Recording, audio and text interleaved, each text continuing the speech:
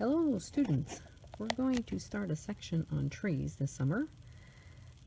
We're not meeting as a group, so we'll try some videos and see if we can still learn some things and have some fun. Normally in the summer we're working on trees and forestry, getting ready for a 4-H forestry competition, and this would be the book on that. We don't know if we're going to be able to do the competition, but we are going to use the same lists to study off of and some of the same resources. So let's talk about resources this morning. First thing you're going to need, of course, is your tree ID book. There are some really good ones that are very comprehensive, such as Guide to Trees and Shrubs and Woody Vines of Tennessee, but you really have to know your vocabulary when you use these, and you probably need some experience with your trees before you get into these books. This would be a good one to add to your library for later on. This is by Eugene Wolford and Edward Chester. So this is a good one. I'm not starting with that. Starting for resources, go down to the Forestry Department down on Chapman Highway. They have several or a couple anyway, that they can give you. This is the very easiest beginning book, Common Upland Hardwoods of Tennessee. They'll hand you this right off. This one is drawings of leaf shape and twig with the bud configuration, because that's an important thing to know, plus the fruits and nuts. Good one to start. It has most of our trees, but not all of our trees. A good one just for the trail when you're getting started. This is probably the one you're going to want to get your hands on right now. A UT book, and they have it down there at the Forestry Department too. All-season pocket guide to identifying common Tennessee trees. It has a drawing section at the beginning and talks about leaf shape. It gets you familiar with vocabulary, and talks about different families of trees.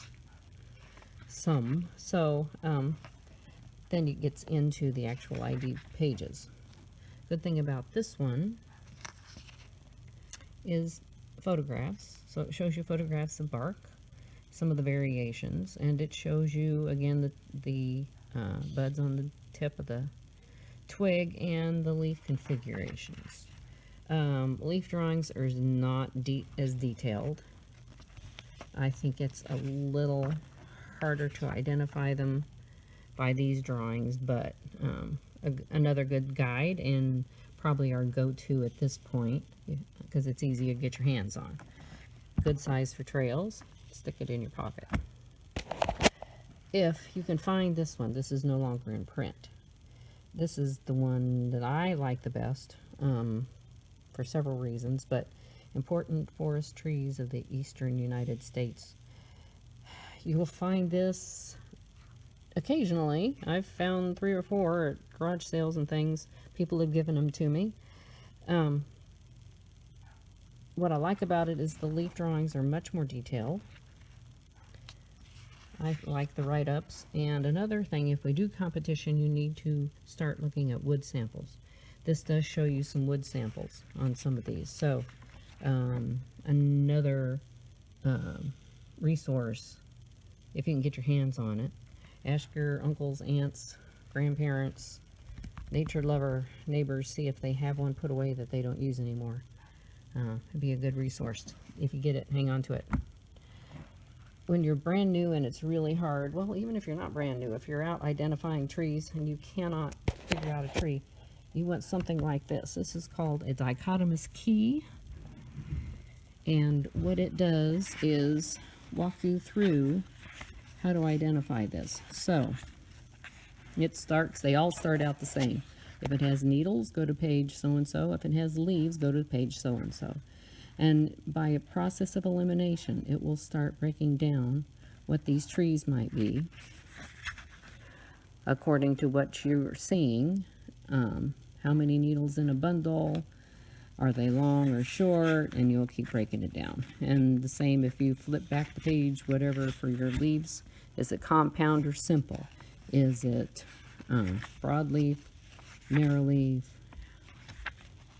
and eventually you'll get there by, if it's this, go here, or if it's this, go here. So, Dichotomous Key. This is a very simple one. It works pretty well. I've found a couple of roadblocks, but not bad. So, very good for a trail or around your yard when you're trying to identify something like that. This is what we'll be using as our guide. You will need to email me and just use the Junior Master Gardener email address, and I can send these to you. So it'd be scjrmg@gmail.com, and I will send you the resources you need. But let me get back to the page here. This is our list of trees that we learn for competition. Now, don't freak. It is a lot. There's something like 43 trees or something on here. But a lot of them are in the same family, so you need you will learn about differentiating within families of trees. And again, competitions, we study this every year. We work every summer on this. I would love to make it more of a year-round thing and do some winter identifications, but we haven't gotten to that yet. But anyway, you build on your knowledge every year that we get back into this.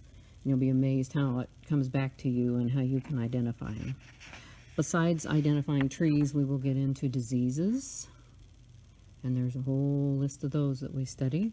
And we also do insects. So if you are out and about and you see some of these insects or the damage, collect up those samples if you can. And we're going to try to get a sample collection for our club. We don't have one yet, and we need one. So those are things we're going to dive into. First thing, though, is tree ID. So email me. I will send you the list that you need, the resources that you need to copy and have in your hand. And find yourself a good tree ID book, and we will get started.